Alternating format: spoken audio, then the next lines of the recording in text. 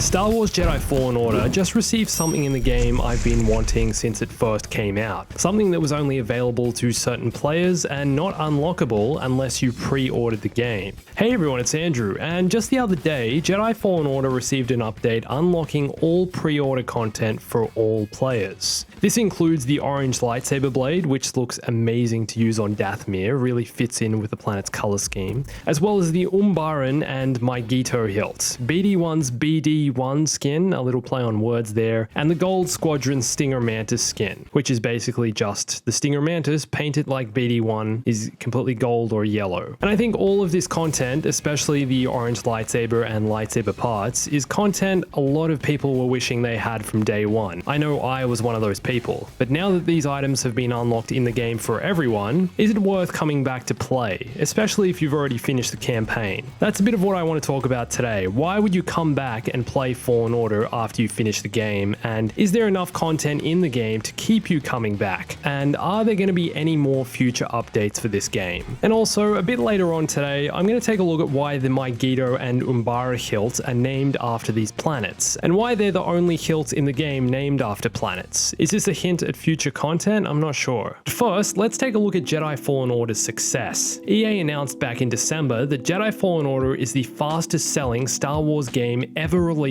on digital platforms. The fastest selling Star Wars game ever, basically. In fact, in its first 2 weeks, Jedi Fallen Order sold more copies than Star Wars Battlefront 2 did when it first came out at launch. Fallen Order sold twice as many copies as Battlefront 2, to be more accurate, which most likely would have been affected by Battlefront 2's shaky loot box launch, but this is still an impressive statistic. A single-player action-adventure game selling more copies than an online multiplayer Star Wars shooter. This gives a really clear indication of what the broader Star Wars audience are looking for. Immersive, narrative-driven games can still perform well in a gaming world currently dominated by online multiplayer titles. A little while ago, NPD Group, a market research company, revealed the top-selling games of 2019. Jedi Fallen Order was the second most sold game in December 2019, losing out only to Activision's Call of Duty Modern Warfare, the reboot of the original Modern Warfare from 2007. And overall in 2019, Jedi Fallen Order came in 6th place for the most sold game. Modern Warfare was the top-selling game of the year, followed by NBA 2K20, Madden 20,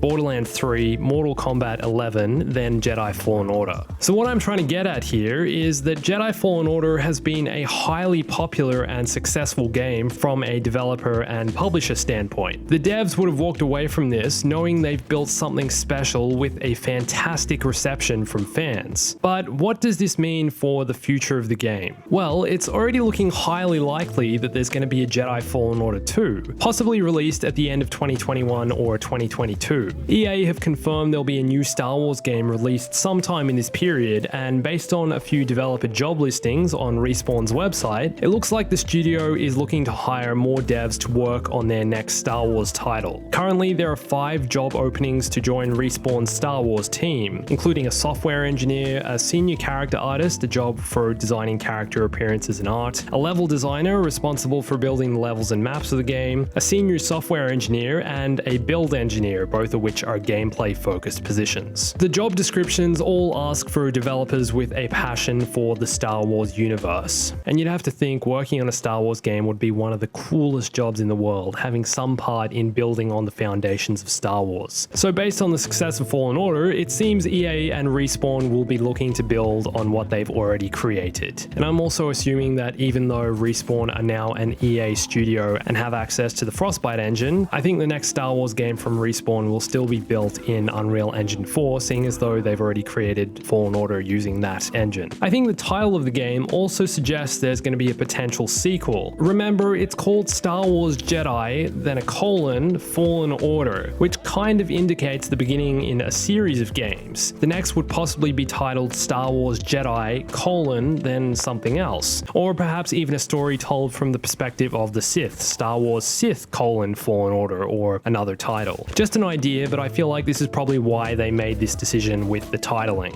Okay, but jumping backwards, what about the game we already have, Fallen Order? Is it like likely this game will be receiving any future updates, and is it still worth playing once you finish the campaign? I've seen a lot of people talking about this on Twitter and in YouTube comments, complaining that once the game is finished and you finish the story, although it was an incredibly immersive game, there's not much else to do. For me personally, after I finished the story, I wanted to go back and collect all the lightsaber parts and upgrades and work on 100% completing the game, and I really felt I was going to do this, but honestly haven't been all that motivated to do so. Not because I didn't love the game and enjoy it, honestly it was one of the best Star Wars games I've ever played. I'm just not as drawn to it since finishing the story. There have been a couple of times over the past month or so where I've jumped back into the game for about an hour or so to do a little exploring, but then I'm wondering what the point of unlocking the extra lightsaber parts is apart from just the collectability side of things. If I've already finished the story and I won't be using the lightsaber parts for the rest of the story, why am I bothering to unlock them? Maybe that's just me. I know a lot of you guys have worked on completing and unlocking absolutely everything in the game, and I imagine over the next few months I'll jump back in every now and then just to chill out and play a little bit and just do it for the fun of it. I've also seen other people going back and replaying the game again, challenging themselves on different difficulties and going through the story for a second time, third time, and I can imagine this being lots of fun as well, but takes a certain type of person to want to go back and play the same story for a second time. And I've never been this type of person. I'm sure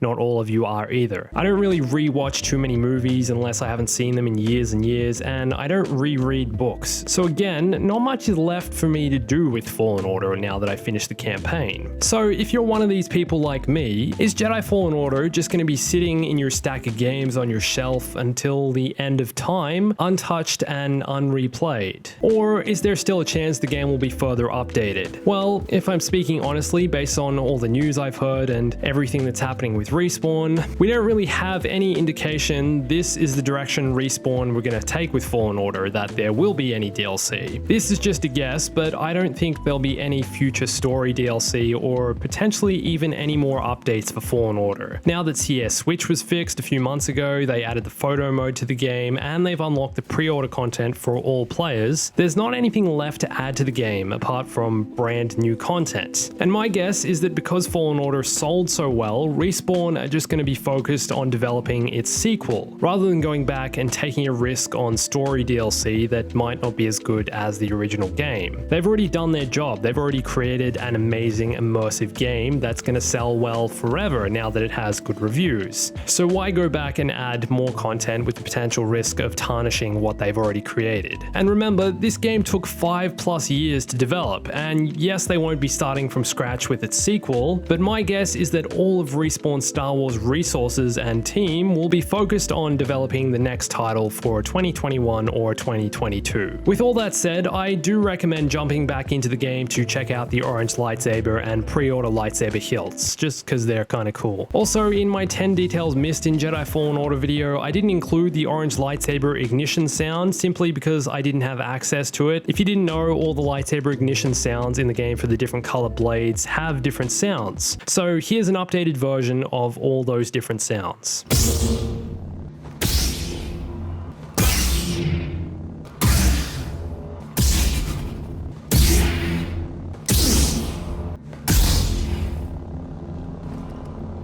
Now, I also wanted to talk about the pre-order lightsaber hilts. The Umbaran and Mygeeto hilts are the only two lightsaber customization parts in the game named after planets. And before Fallen Order came out, I thought these would be planets you could visit in the game, and they'd be lightsaber parts named after other planets. But instead, we got something similar to what's seen at the Galaxy's Edge lightsaber building experience at the Disneyland theme parks. Parts that are named after themes, such as power and control, elemental nature, duty and resolve, and then other parts named after the Jedi who wielded that saber, like Sierra Junda. So why Umbara and Mygeeto? And why are these the only two planet-named lightsaber hilts in the game? I'm not sure if these are a reference to something else already existing in Star Wars canon, but I'm hoping these are a little nod to some of the planets Cal could visit in the Jedi Fallen Order sequel, or in a DLC update for the game if that is a thing. As most of you probably know, Mygeeto is the resting place of fallen Jedi Jedi Master Mundi, so perhaps Cal will retrace his steps, and Umbara was an important planet during the Clone Wars, so there's Jedi history here and further stories to be told. Of course, all of this is speculation, but you do have to think there was a reason these two hilts were named after these two planets. I don't know why they just decide to do that and then not for any of the other lightsaber parts. Whether or not more content is added to Fallen Order, there's no denying the success of this game, and the story, and just how much fun it is to play. Fingers crossed for more content, but if not, I'm looking forward to the next Star Wars game from Respawn. I'm sure it'll be just as amazing. But before that, I want to know if you think there'll be any more content for Fallen Order. What future updates would you like to see? And what are your thoughts on why these lightsaber parts are named after Mygeeto and Umbara? Let me know in the comments. Jedi Fallen Order was the final Star Wars game to be released in the 2010s, but if you'd like to take a look back at every game released last decade, go watch this video here. I went and found every single Star Wars game and put them into this 40-minute video. And for more Star Wars, follow me on Instagram, Twitter, and Discord to stay in touch. Come say hi, send me your Fallen Order photos, all of that over there. And thanks for watching this. My name's Andrew. I'll catch you soon.